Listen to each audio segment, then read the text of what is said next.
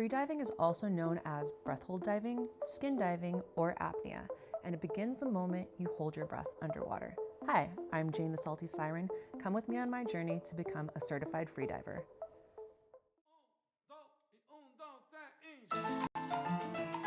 Bueno, sí.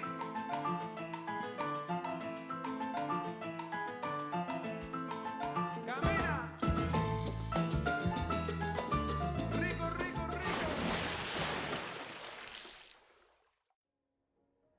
This January, I began my freediving certification journey through AIDA.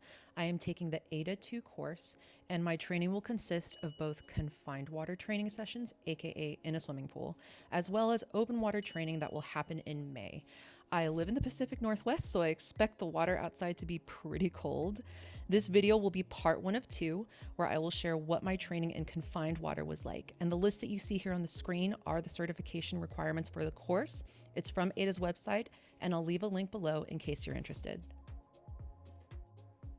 I was referred to my instructor, Jana Strain, by my local dive shop. Her website is www.janastrain.com. On her website, you can find info about upcoming courses she's offering, as well as other helpful resources. I'll leave a link to her website below.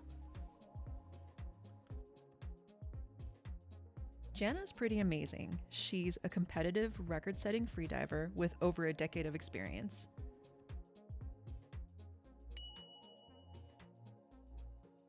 Jana also has a YouTube channel with some really helpful Gear 101 videos. Her video on weight belt setup was especially helpful to me. I had no idea that I've been doing it wrong the whole time. Again, all links will be below.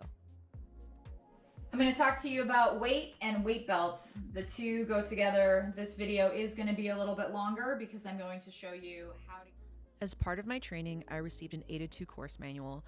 I recommend taking your time to really absorb all the information and to take really good notes. I had a separate notebook with color-coded notes, which was super helpful to me. Our class had a Zoom session where we went over all the chapter reviews and had the opportunity to ask our instructor for clarity on anything we were confused about. Do not skimp on studying and note-taking, or you will be sad later when it is time to take the written test. After our Zoom session, we were ready to hit the pool. For this course, I needed my mask and snorkel, an appropriately weighted belt, neoprene socks, and freediving fins. For beginners, it was recommended to use short fins in order to practice proper finning technique, but I already had my trusty hollow fins, so I used those. Also, you will notice my mask has mirrored lenses. This actually isn't ideal. Clear lenses are preferred, so your qualified diving buddy can make sure that you're conscious and safe. I also rented an open cell wetsuit just like this one. Our confined water training took place at Snohomish Aquatic Center and was split into 2 days.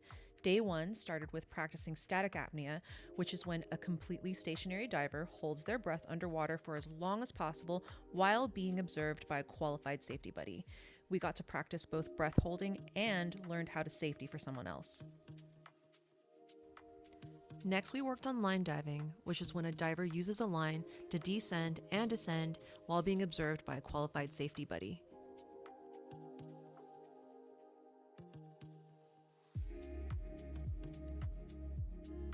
We learned how to duck dive, descend, turn, and ascend with good form, as well as equalize properly. We also learned how to safety for a buddy while line diving. You'll notice that being a good safety was emphasized in each part of our training. This is because the number 1 rule of freediving is to never freedive alone and to always freedive with a qualified buddy. So learning to be the best qualified safety buddy is super important. We ended day 1 by starting to learn about dynamics. Unfortunately, I don't have footage, so please enjoy this clip of us being silly instead post-line dive.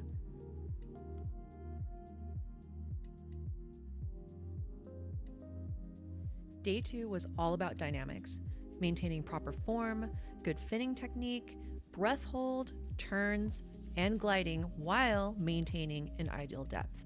About an arm's length from the bottom of the pool. It's a lot to think about all at once. First, we had to make sure our belt was properly weighted for ideal depth.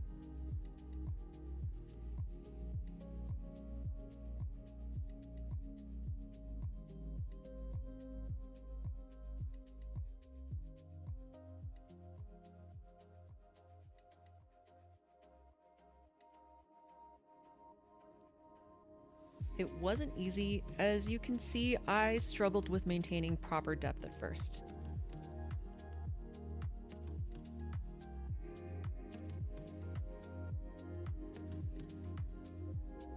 We tried different kick patterns, 4 kicks in a glide, 6 kicks in a glide, and 8 kicks in a glide.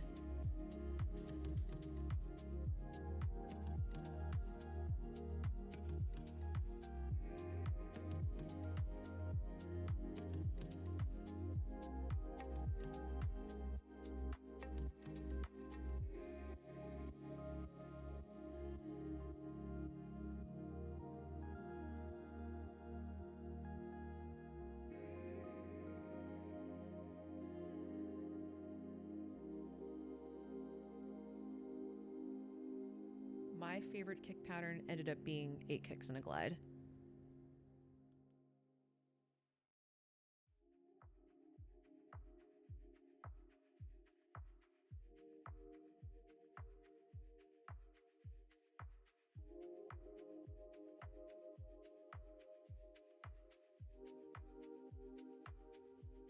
We also practiced safetying for each other. You can see the students at the surface with kickboards following their divers.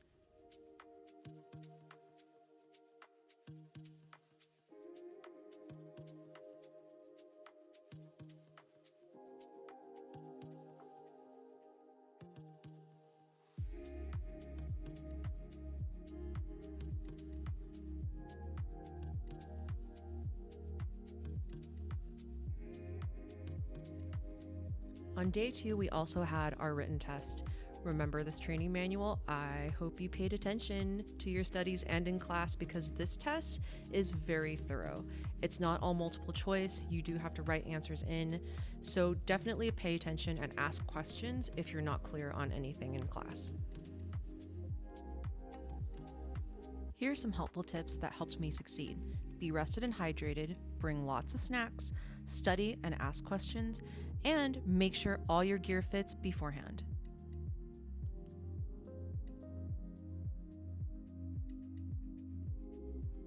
I hope this video was helpful to you. Comment below and tell me about your freediving journey.